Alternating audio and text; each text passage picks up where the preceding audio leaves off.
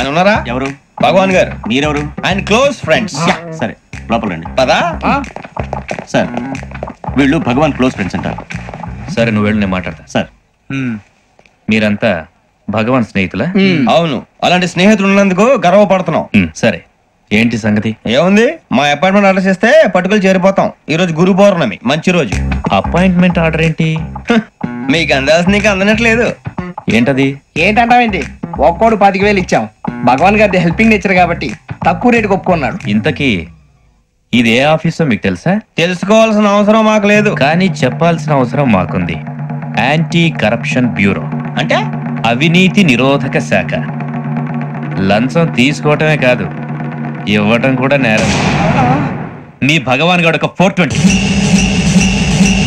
మా బాబుకి ఇన్ని తిట్లు వచ్చిన విషయం నిన్నే తెలిసింది నాకు.